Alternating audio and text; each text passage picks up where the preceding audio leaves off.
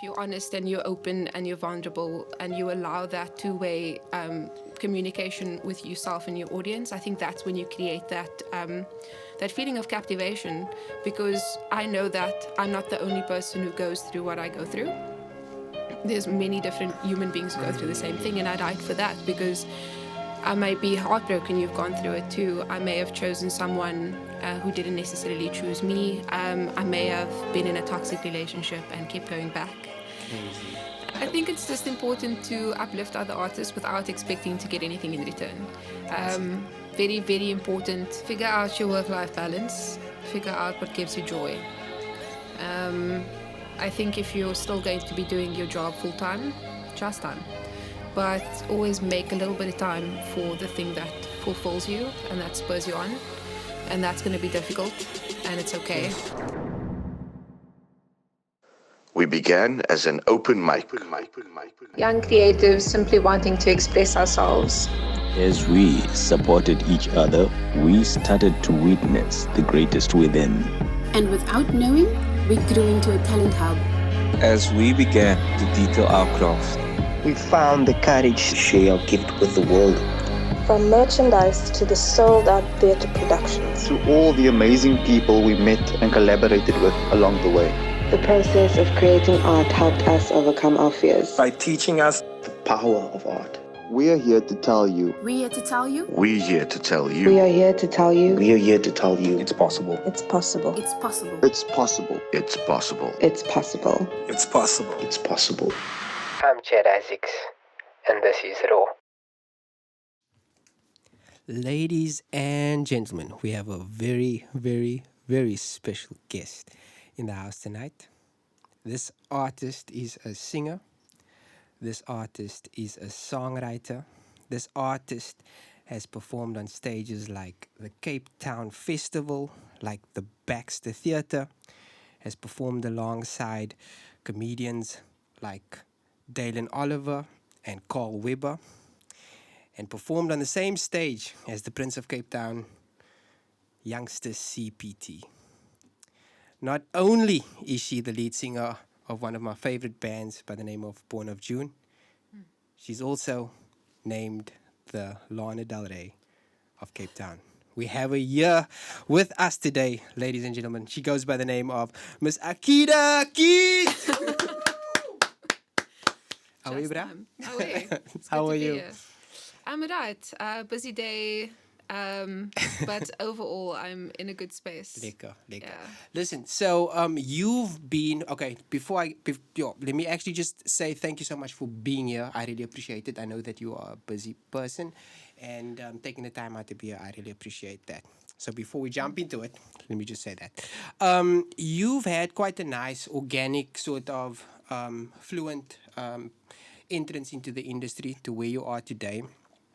Talk a little bit about the process and what you have sort of learned just in your journey thus far. That's a really big, loaded question. Yeah. Well, let me say thanks for having me. You're most welcome. Always down to talk some cack. Yeah, I think for me, I started out very young, I think. So I must have been about, I want to say 12 or 13. I started writing a few songs. I mean, granted, they sucked, but I kept writing, and that was kind of the thing that drew me in. I listened to so much music growing up, and it was always around rock music and indie music, and I think I was always captivated by the way other artists were able to articulate their feelings and were able to make me feel things. And so because of that, I started writing and playing around with some things. I mean, I think it was only about high school where I started sharing my stuff. Okay. So I must have been maybe about 17 or 18. I was at school, and luckily my band that I'm with right now were with me at school. And I used to do this thing where I would sneak out of choir practice to go and join the music room. And they would have band practice there. And I saw Dayan for the first time, and I was like, hey, this guy can play some good guitar, man. It's quite smooth. And at that time, I had one good song that I just needed to share with someone. And she's going to sing it right now. No, I'm joking. Not a fact. But, Dayan, come out! but yeah, so I showed him the song. It's called Journey to the Sun. I love that song. Yeah. Thank you. He digged it, and he put some chords to it. I think that was a Friday. We got together for the first time, just the two of us, like on that weekend. We didn't know each other at all. It was so awkward, nothing to talk about. This guy's like 1 year younger than me. He's like super quiet in a corner. And basically it was a writing session to kind of work on this one song that we had. At that time, Dayan knew Andre. And we kind of poached him from another band. So essentially Andre came through one day as well, and we all kind of jammed together, and we then at that point had like 2 songs. 2 full songs, or were the bridges missing? Wow, bruh, 2 full songs. Okay, great. Just because sometimes people write without the bridges. Whether those were good bridges or not, I can't tell you. Okay. But we were sitting in assembly one day at school. This band came to play at our school, and it was about this guy, Larry Joe, who had recorded an album in Pollsmoor. And he was coming out of jail, and he was now promoting this album about his journey and self-discovery and all of these things. And one of the guys who came with him was part of Freshly Ground at the time. Crazy. Wow. So we had listened to all of this in assembly, and I'm thinking to myself, I cannot let this guy leave without at least listening to one of our songs. Cornered him on a stage after getting the guys to get their guitars, played him a song, literally the indie equivalent of a haka, because we literally cornered him. Played the song, he loved it. That was a Monday. He invited us to open for Larry Joe that Friday. Wow. Bear in mind, we had no band name. We had been together for like a week or 2. Played this thing and realized like, hey, we actually kind of dig this and we work well together. Let's keep doing it. And I think that must have been about 2012. So yeah, cut to 2020, and we've been together doing this since. I've branched out into many different projects, I think, along the way. Mostly with producer friends that I had that were trying out different genres. So whether it be trance, or whether it be EDM, maybe a house vibe, a little bit of R&B, and I would just be like, hey, that sounds dope. Can I put my vocals on that? And it also allowed me to kind of write to different genres, because I never wanted to be that artist that was kind of stuck in an indie rock genre, because I feel that I'm capable of so much more. So yeah, that's basically been the process, or the brief high level journey vibe. So I mean, firstly, that's an amazing story, and I think that's testament for all artists to say, sometimes you just have to put your work out there. You don't have to overthink it, and sometimes you just have to ask, like, what do you think? You might get a no, you might get a yes, but I think the most important thing is that you give it a shot. 100%. That's what counts at the end of the day. The most important thing for creatives, for me, is for you to be able to use your work to inspire other people. It can make someone laugh, it can make someone cry, but the most important thing is your work has to make people feel. Now, you're very, very good at that. Especially when you're on stage, you make us feel things. Good to know. You are, for real, you're one of the most captivating people. Like, you really, like, just when you are singing, like, I don't think I've ever told you this, but you've obviously performed at Raw many times, headline, and firstly, I'm so grateful for that, because you've always just graciously agreed, and I'm really grateful for that. But the amount of talented artists that when they watch you, they just lose their shit. Like, I'm talking about like your peers in the industry, when they watch you, they just like, yo, this girl is out of this world. Like, for real. Because I'm watching with them, and we all just like, fuck. You're going to make me leave with a big energy today. but for real, so you obviously, you have the gift of not only, like, you have this, amazing vocal, and you're a great songwriter, you're very, very heartfelt with your lyrics, but you just have this ability to make us feel. So my question to you is like, where are you drawing that from? We like when you on stage, where are you singing from? What's your state of being? Okay, let me get into it. So I think just on that, with graciously accepting from a raw perspective, I think it's one of the stages we just enjoy like playing at or playing on. And we've been with you guys since the Loft days. I mean, we love the space and we love the team. So I think for us, we'll always put ourselves out there for 100%. it. We've always had that transparent and organic relationship for sure. I also love the platform. I just think it's such a smart way to get visibility for young artists who are just kind of starting out and maybe haven't been on stages before, or actually just need a space to show kind of what they've been creating. Not needless to say, like whether people resonate with it or not. It's just kind of a good test environment. That, sure. So yeah, big ups to putting it all together. Yes, but tell us your secrets, more importantly. You're not going to get away with those beautiful comments. Well, I think let me start off by saying, from a writing perspective, my writing is very personal. And it is sometimes very difficult to share with others, I think. And it's basically like a diary that I keep. So when I do perform, I get really shy about it because you guys are basically reading my diary. And I mean, if you put two and two together, you'll know that I'm a pretty soft, heartbroken individual. But I think when I perform for others, my goal has always been with my writing to, one, be honest, to be vulnerable, because essentially I'm putting myself out there in a space with strangers who can either fuck with my shit or, don't fuck with my shit. But at the end of the day, if you're honest and you're open and you're vulnerable and you allow that two-way communication with yourself and your audience, I think that's when you create that feeling of captivation, because I know that I'm not the only person who goes through what I go through.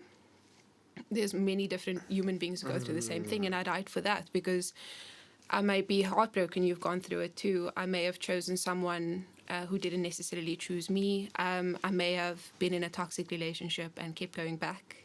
Crazy. We're going to add all of this brass in the comments below. But those are just like the top three songs. I mean, that's Tainted, Taste, and Diamond Loop. And there's many others about feeling inspired, feeling depressed, feeling low. And I think those are all emotions that we all go through. So when I perform it, I think it resonates so well with other people because you guys feel the same way. I think your songs go full circle. And just judging by what you said now, there's a process that happens behind the scenes that a lot of people don't see. So I'm going to briefly explain it, right? So you'll obviously, Akeeda's tainted. Akeeda's gone through some serious heartbreak. Clearly. And, she's crying in the room and she decides, okay, the only place where I feel safe is my writing. And you start writing. And as you start writing, there's a feeling of emotion that you're going through. And the words start flowing, and the words and the feeling start being intertwined, right? And now you've written a song. The guys have then put the appropriate music to the lyrics and the feeling that you wanted with a melody line. And either one of two things. Either you're going to perform it live and test it out, or you're going to record it in a studio and put it out there for people to hear. But at the end of the day, the full circle is for whoever's going to consume that song is to feel the same feeling that you felt when you wrote it. And I think that's what you do so well. Thank you. It's something I've been working on.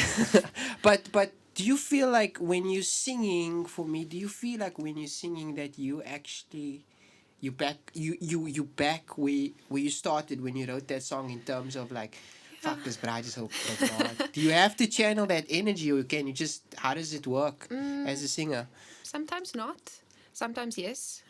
Sometimes the person I'm singing about is in the audience, which makes it very interesting. Awkward. That happened to me once, bruh. Not a good time. Diane, this one's for you. You didn't show up to rehearsal, and it really hurt my feelings. Oh, wait, now you're going to get it. But yeah, I think for me, when I'm on stage, I try my best to clear my mind and feel what I'm writing or what I've written and what I'm singing. So I try not to be like too which is the only time, by the way, that I'm not overthinking shit, is when I'm performing for other people.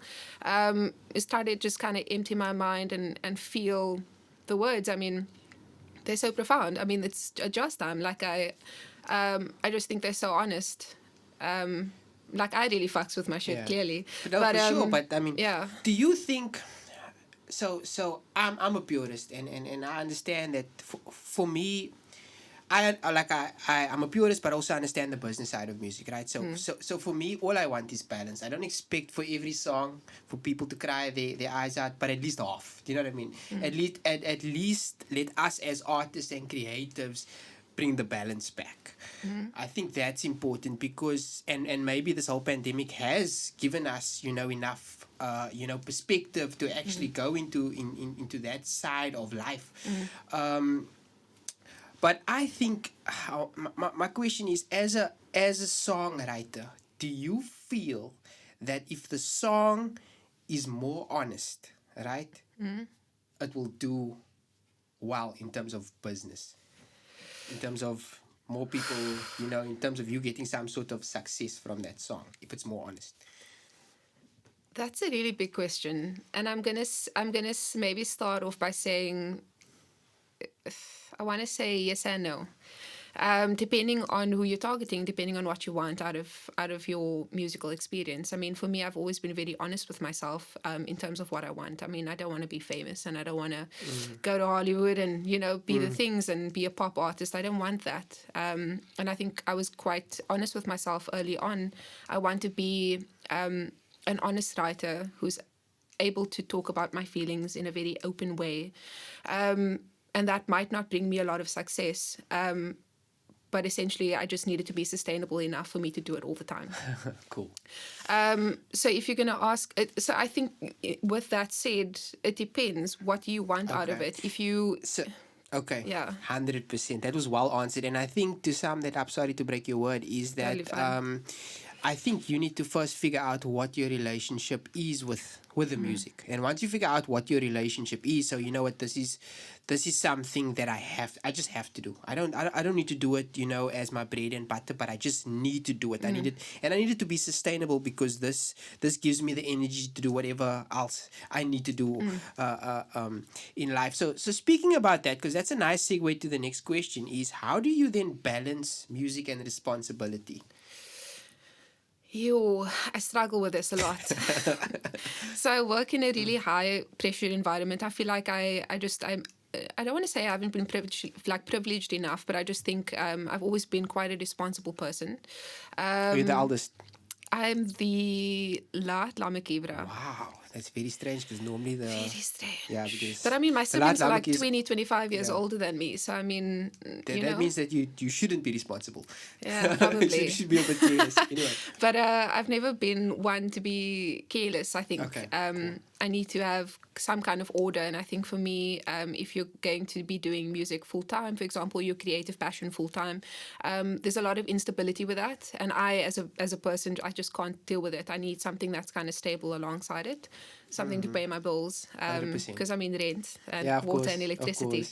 But for me, I still struggle with it. I've managed to create some sort of work-life balance over the 8 years that I've been doing this. I think I'm struggling more with it now, but I mean, I've gone through the different motions of studying working music, working different jobs, music, taking on more jobs with more responsibility, music.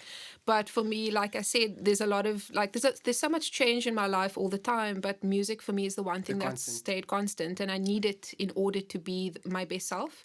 So I'll always make time for it. It might be a struggle for me to stay up late, to maybe approve mixes. I mean, crazy. Going to studio, carving out weekends. So essentially your social life is non-existent, because your social life is music. It is music. Like, people ask me what I do for fun. I'm like, bro, I'm in a band. Like, that's it. Like, I don't have time for anything else. My best friends are my bandmates. For sure. I've noticed that at all the gigs, you guys are like just we're chilling like together. Homies. We get our teeth cleaned together. We word. chill out together. We go on long road trips together. We do the whole shebang. But like I said, we've been together for 8.5 years. So makes sense that we now are family more than friends. Dope. And like, you've had an incredible journey. I'm a big believer in balance. I'm a big believer in, organic growth. Because it's all about the lessons. Something about organic growth where, the lessons are learned, and therefore the results, are arbitrary, because we understand the lessons. And I think that's why we are on this earth, is to learn first and foremost. So within saying that, right, you've learned a lot of lessons, right? For an up and coming artist who loves music, like it's just a part of who they are, but they don't want to depend on music. From a financial standpoint, they're happy with, because they started to be a doctor, and they're happy with, that contribution that they giving to society, but they also need the music to be able to be a doctor, to get through, and they need that balance. How can an up and coming, let's hypothetically scenario say there's this doctor, she's 25, let's say, she's qualified, let's make it realistic, and she's been in music since she was 5 years old. She's a qualified doctor, she's an up and coming artist. What advice would you give her? Figure out your work-life balance. Figure out what gives you joy. I think if you're still going to be doing your job full-time, just time.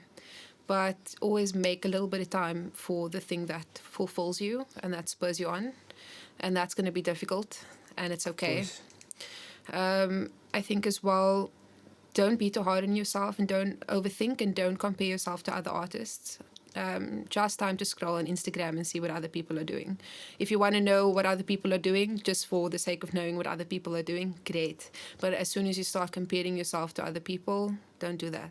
It'll push you down a very, very dark road, and you'll lose a little bit of your creativity. It leads to unhappiness. Leads to unhappiness, leads to blocks, leads to you getting really, really down on yourself. So I think that those are the most important ones. Be patient. I think if you are wanting to kind of create some sort of sustainable music career on the side, don't put too much pressure on yourself from the get-go. Nothing happens overnight.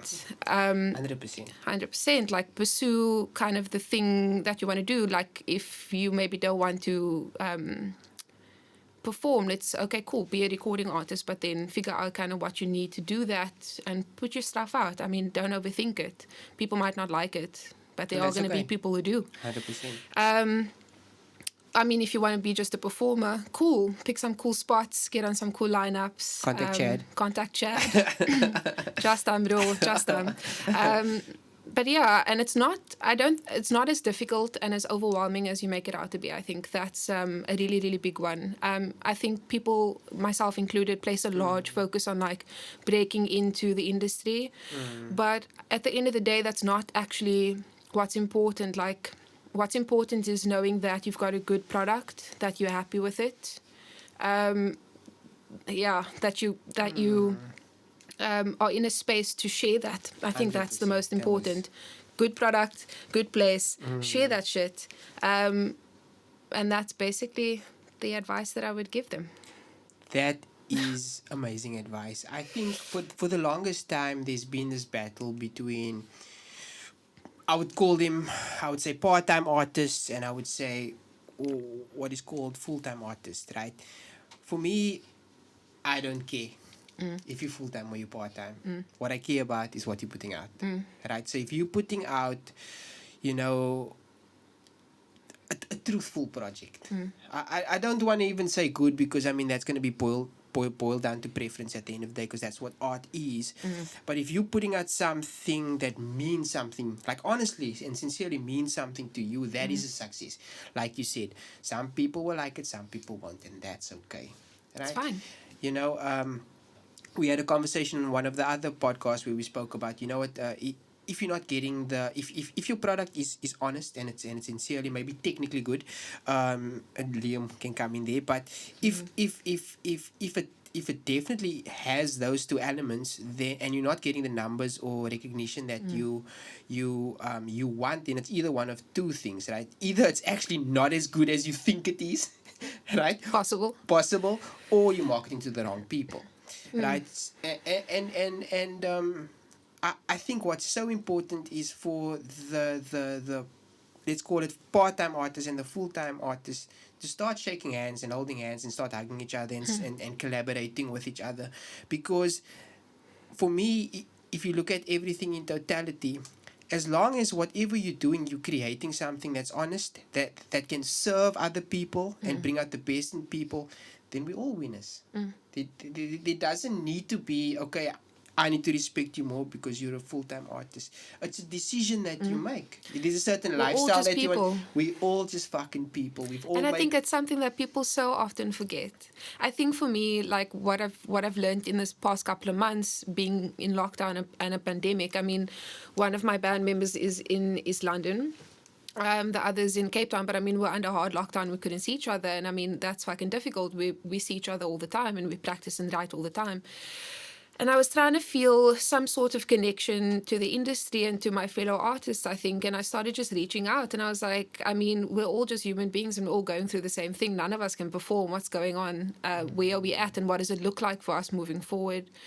And I put my feelers out, and 100% you're going to get a lot of people that maybe don't respond, or I mean, rejection is real, but then you'll get a lot of really good, honest connections that you can build relationships with. And I think it's so important, whether you're in the same genre or not, to create those relationships with your fellow artists. You should never put each other down or I mean, judge each other for the difference in art. For example, R&B, it's not my genre. I like it, and I dig some really cool artists in the industry right now. But I mean, just because I'm an indie girl doesn't mean I can't, create that relationship with a beautiful brown woman in R&B and create that. Like, what does the space look like for us now? Moving forward. Are we going to be able to perform? Are you writing at the moment? How are you tackling this? And it's so important for younger artists to do that. I mean, 100% you'll get rejection. You get rejected every day. But just to get one good connection out of that is so important, and it's so meaningful to show that support. And it goes both ways. And I think that is the way we kind of push the South African music industry forward. That was such an amazing answer. I didn't want to ask my last question. So we're running out of time, but this is fucking fabulous, bro. And I just want to just add a little bit to the last thing that you said. It's so important, right, for us as creatives to join hands, right, and this is not the time to fight with each other. Maybe later on down the line where the industry is in a much more successful and better place, then we can start picking our battles. But now's not the time. Now's 100%. The time for us to hold hands and more importantly for us to create these people that's losing their jobs. And I mean, some creatives are in that sector, but more importantly is people fucking losing their lives, bro. So we need to look at things, you need to have that perspective. And obviously we need to do what we need to do to get by. I understand for the full-time musos it might be a bit harder, but I also think in terms of creating, there's not a better time. There was actually a Angolan artist in studio that came to shoot a music video, and he told me probably one of the best things. He said, this lockdown is out of my control. All that I can do is fucking create, and I'm a creator, so that's what I'm gonna do. 100%. And he said he basically wrote 2 projects, 2 EPs he finished, mixed, mastered, everything. And he says, so when the doors open, I did my part. I'm ready to go. And I think that's such a positive and optimistic mindset to have. And I think that's what we need to do as creatives moving forward in this uncertain time, is for us to say, okay, you know what? Let's fucking collaborate, let's create, and let's, most importantly, serve other people. So, before I ask my last question, Miss Akeeda Keet, I'm so sad now, but where can these people find you? So I can be found either under my own handle, Akeeda Keet, on the gram, or Born of June on the gram, and then same for Facebook, but I mean, we don't fucks with Facebook that much.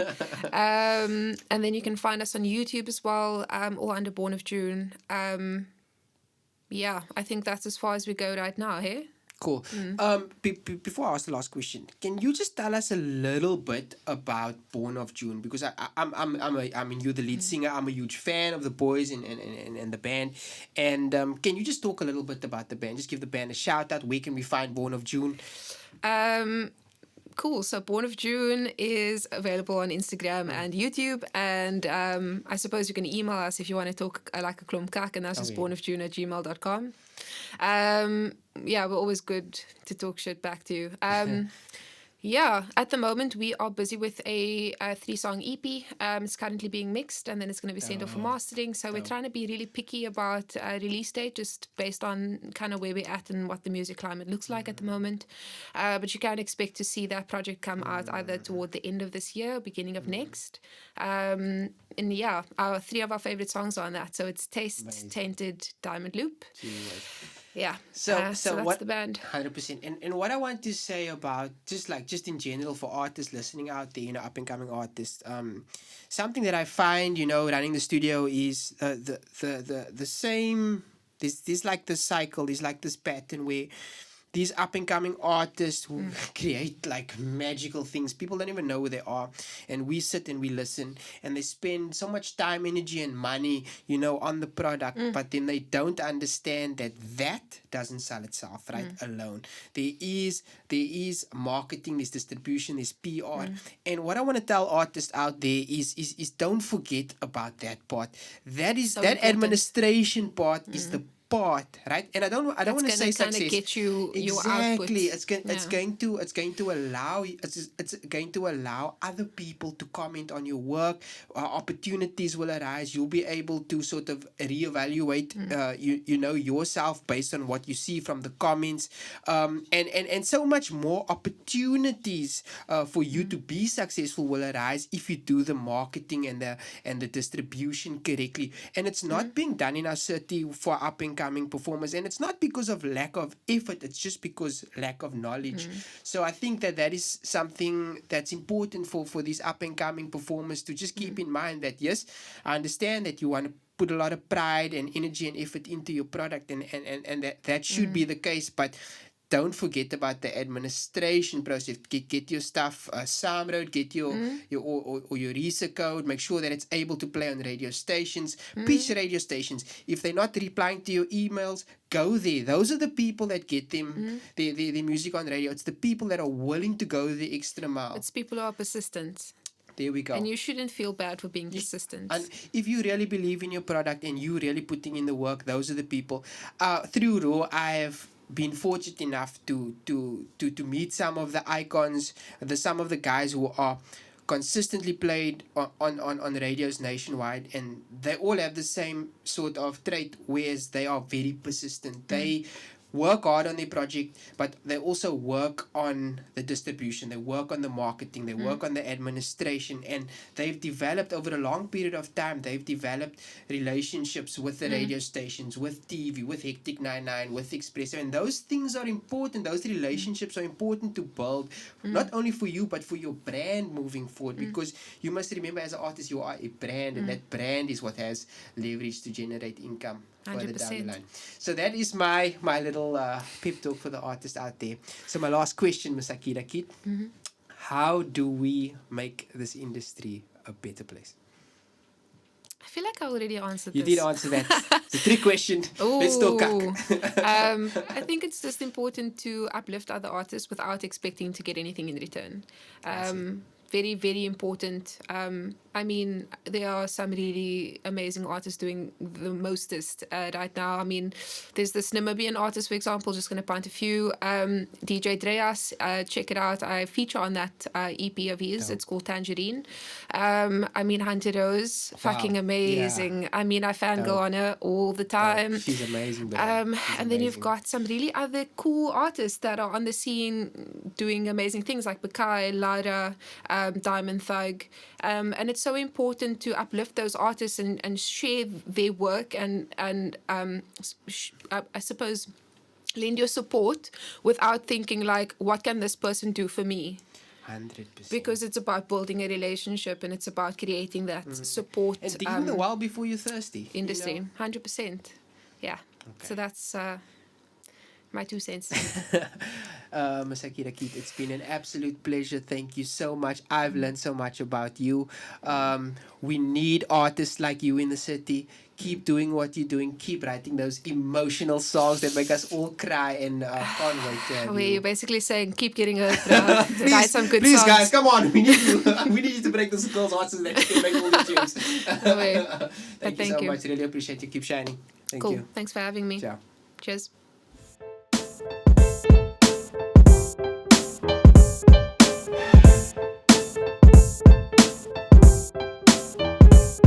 It's rock, baby, and it's rock, baby, and it's rock, baby, and it's rock, baby, yeah, it's rock, baby, and it's rock, baby, and it's rock.